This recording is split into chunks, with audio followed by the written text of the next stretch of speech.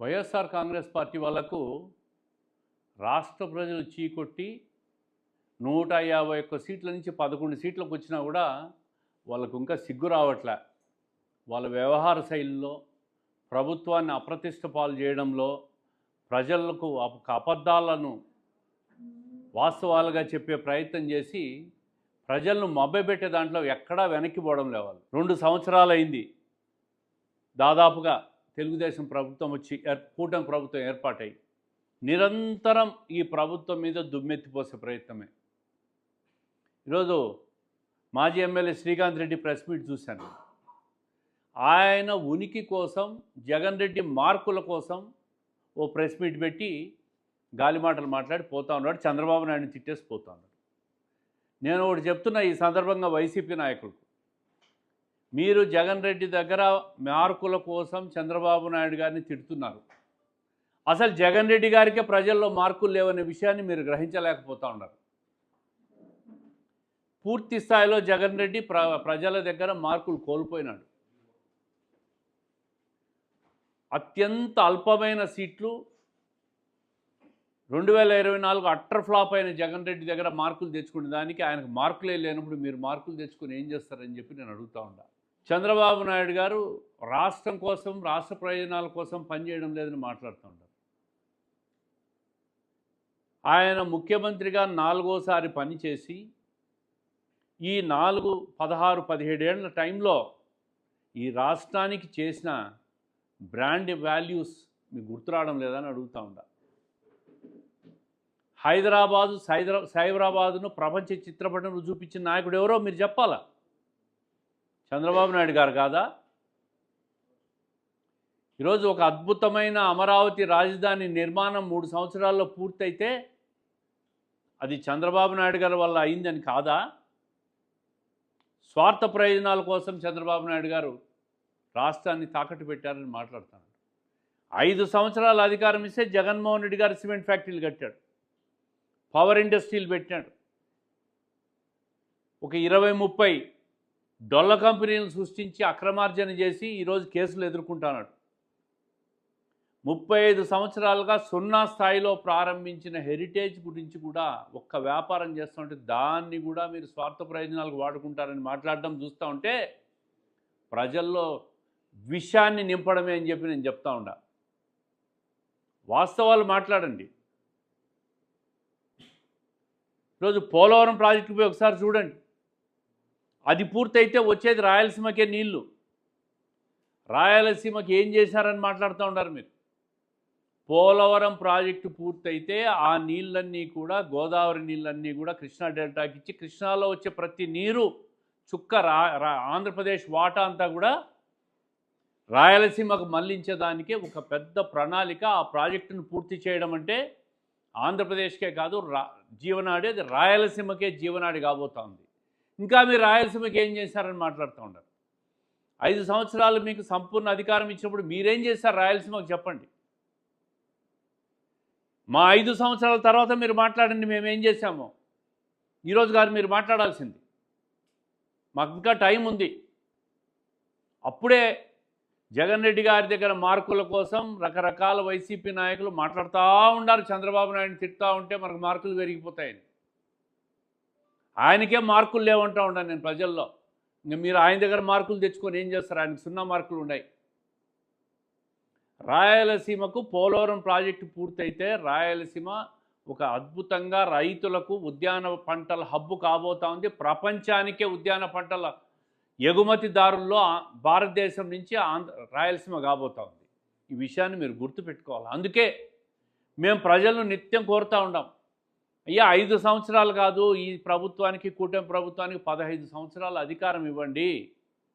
మీరు 2019లో తెలుగుదేశం పార్టీని ఓడించి చాలా తప్పు చేశారు ప్రజలని ఈరోజు గ్రహిస్తూ ఉన్నారు ప్రజలు. మీకు ఇంకా అవకాశం ఇయ్యరు ఎట్టి పరిస్థితుల్లో. వివేకానంద రెడ్డి హత్య, తిరుపతి లడ్డు గురించి మాట్లాడుతూ ఉంటారు. ఎస్, వివేకానంద రెడ్డి హత్య గురించి తెలుగుదేశం మేము మాట్లాడతాం. మీరు కాదని చెప్పండి, నాకు సంబంధం లేదని చెప్పానండి మీ నాయకులను.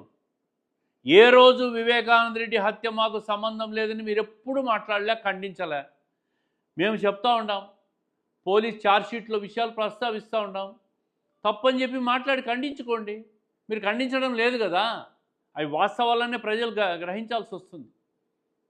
తిరుపతి లడ్డు కల్తీ అయిందని చెప్పి సిబిఐ రిపోర్ట్ ఇచ్చింది. ఆ రిపోర్ట్ చదువుకోండి. దాన్ని ఇంకా మేము కల్తీ చేయలేదు, సిబిఐ రిపోర్ట్లో చెప్పిందని చెప్పి సిబిఐ రిపోర్ట్ను కూడా వక్రీకరించే ప్రయత్నం చేస్తూ ఉన్నారు. తిరుమలను అపవిత్రం చేసి హిందూ ప్రజల మనోభావాలను దెబ్బతీసి దేవుడితో కూడా రాజకీయం చేసి తిరుమలలో కూడా అక్రమ సంపాదన కోసం ప్రయత్నం చేసిన మీరు మళ్ళీ చంద్రబాబు నాయుడు గురించి, తెలుగుదేశం ప్రభుత్వం, కూటమి ప్రభుత్వాన్ని గురించి మాట్లాడే హక్కు ఉందా అని చెప్పి వైఎస్ఆర్ కాంగ్రెస్ పార్టీ నాయకులను అడుగుతూ ఉన్నా. ఈరోజు శ్రీకాంత్ రెడ్డి గారి విమర్శలు నేను ఖండిస్తూ ఉండా పూర్తిగా. ఆయనకు, జగన్మోహన్ రెడ్డి గారికి, మీ వైఎస్ఆర్ కాంగ్రెస్ పార్టీ వాళ్లకు హిందూ ధర్మం గురించి మాట్లాడే హక్కే లేదు. ఏ రోజైతే తిరుమలను, వెంకటేశ్వర స్వామి నిలయమైన తిరుమల తిరుపతిని అపవిత్రం చేశారో ఆ రోజే మీకు హిందూ ధర్మం గురించి మాట్లాడే అర్హత కోల్పోయినారు. తిరుపతి లడ్డూని ఏ రోజైతే కల్తీ చేశారో ఆ రోజే మీరు హిందూ ధర్మం గురించి మాట్లాడడాన్ని హక్కు కోల్పోయినారని చెప్పి స్పష్టంగా తెలియజేస్తున్న ప్రజలు కూడా ఈ విషయాన్ని, వాస్తవాలను గ్రహించినారు. ఆర్థిక మంచి గురించి మాట్లాడుతున్నారు. ఈరోజు 10 లక్షల కోట్లు రాష్ట్ర అప్పు.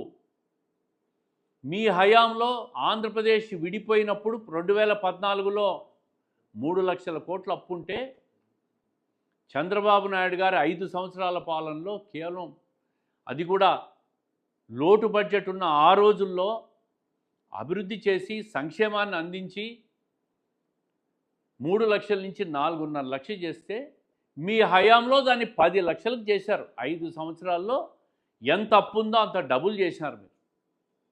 దాని నుంచి బయటపడి సంపద సృష్టించి ఆర్థికంగా రాష్ట్రాన్ని గట్టెక్కించేదానికి ఈరోజు ఒక మంచి బడ్జెట్, 3వ బడ్జెట్ ప్రవేశపెట్టి ఏ బడ్జెట్లో లేనటువంటి విధంగా 53,000 కోట్లు క్యాపిటల్ ఇన్వెస్ట్మెంట్కు ప్రొవిజన్ పెట్టిన ప్రభుత్వం ఈ ప్రభుత్వం, ఈ కూటమి ప్రభుత్వం. మీ అప్పులన్నీ తీర్చేదానికి ఈరోజు ఆదాయ సంపాదనకు 53,000 కోట్ల మూలన నిధి వ్యయాన్ని చేస్తే కొంత ట్యాక్సెస్ రూపంలో వస్తుంది, ఆదాయం పెరుగుతుంది. రాష్ట్రంలో ఆదాయం పెంచి అప్పులు కట్టే పరిస్థితికి రావాలా? ఈ అప్పులన్నీ తీర్చాలంటే మళ్ళీ ఈ ప్రజలు వైకుంఠపాలు ఆడకుండా 10 నుంచి 15 సంవత్సరాలు ఈ కూటమి ప్రభుత్వానికి అధికారం ఇవ్వండి అని చెప్పి మేము నిత్యం ప్రజలను అందుకే కోరుతున్నాం. అందుకే ఈ వైఎస్ఆర్ కాంగ్రెస్ పార్టీ నాయకులు మాట్లాడే మాటలు ప్రజలు నమ్మద్దని కోరుతూ ఉన్నాం. అబద్ధాలు చెప్పడంలో వైఎస్ఆర్ కాంగ్రెస్ పార్టీ నాయకులు అందవేసిన చెయ్యి, దాన్ని తీసుకొచ్చి చంద్రబాబు నాయుడు గారు అబద్ధాలు చెప్తారంటారు. జగన్మోహన్ రెడ్డి గారు, ఆయన పార్టీ నాయకులు విష ప్రచారం చేస్తూ ఉన్నారు, పూర్తి అబద్ధాలు మాట్లాడుతూ ఉన్నారు. వాస్తవ గణాంకాలు తీసుకొని మీరు మాట్లాడండి. మీరే పోయి ఆర్టీఐలో ఫైనాన్స్ మినిస్టర్ సెక్రటరీకి ఒక అర్జీ పెట్టుకొని 2014లో ఎంత అప్పునింది, 19లో ఎంత అప్పునింది, 24లో ఎంత అప్పునింది, ఈ 26 ఏప్రిల్ 1కి ఎంత అప్పునిందో ఆర్టీఐలో తీసుకొని ఎవరి హయాంలో ఎంత అప్పు పెరిగిందో మీరు మాట్లాడితే ఆ డాక్యుమెంట్లు పెట్టుకొని వాస్తవాలు మీకు తెలుస్తాయి. అది అర్థం కాకుండా ఆర్థిక క్రమశిక్షణ కలిగిన నాయకుడు, ముఖ్యమంత్రి ఎవరన్నా ఉన్నారంటే అది చంద్రబాబు నాయుడు గారు. దేశంలో ప్రతి ముఖ్యమంత్రికి తెలిసి మాట, ప్రధానమంత్రికి బాగా తెలుసు చంద్రబాబు నాయుడు గారు ఆర్థికంగా ఎంత పట్టున్న నాయకుడో. అర్థం లేకుండా మీరు 5 సంవత్సరాల అధికారం ఇస్తే లేని అప్పులన్నీ చేసేసి, పానక పంజారం చేసేసి, రాష్ట్ర ఆర్థికాన్ని అతలాకుతలం చేసేసి, అక్రమ సంపాదన చేసేసి, దొరికిన చోటల్లా దోచుకొని మైన్లు, శాండు, ల్యాండు, లిక్కరు, తిరుమలను కూడా అపవిత్రం చేసేసి ఈరోజు కూటమి ప్రభుత్వం మీద చంద్రబాబు నాయుడు గారు వ్యక్తిగతంగా విమర్శిస్తూ మార్కులు కొట్టే ప్రయత్నం చేస్తూ ఉంటారు. మార్కులు లేని మీ నాయకుడు జగన్మోహన్ రెడ్డి గారి దగ్గర మీరు ఆయనకే మార్కులు లేకుంటే మీరు ఎన్ని మార్కులు తెచ్చుకున్నా సున్నానే అవుతుందనే విషయాన్ని మీరు గ్రహించాలా. వాస్తవాలకు ప్రజలకు తెలియజెప్పేదానికే ఈరోజు నేను మీడియా సమావేశంలో ఈ వాస్తవాలన్నీ తెలియజేస్తా ఉన్నా. ఇక్కడైనా వైఎస్ఆర్ కాంగ్రెస్ పార్టీ నాయకులు గణాంకాలను రిపోర్ట్లను పెట్టుకొని మాట్లాడండి. ఏది పడితే అది ఒక ప్రెస్ మీట్ పెట్టి తిట్టేసి వెళ్ళిపోయేది కాదు. రాష్ట్ర ఖజానా అప్పుల పరిస్థితిని ఆర్టీఐలో తెచ్చుకొని మాట్లాడండి. మేము కూడా కూర్చుంటాం ఎదురుగా, మేము సమాధానం చెప్పేదానికి సిద్ధంగా ఉన్నామని చెప్పి వైఎస్ఆర్ కాంగ్రెస్ పార్టీ నాయకులు సవాల్ చేస్తూ ఉంటారు.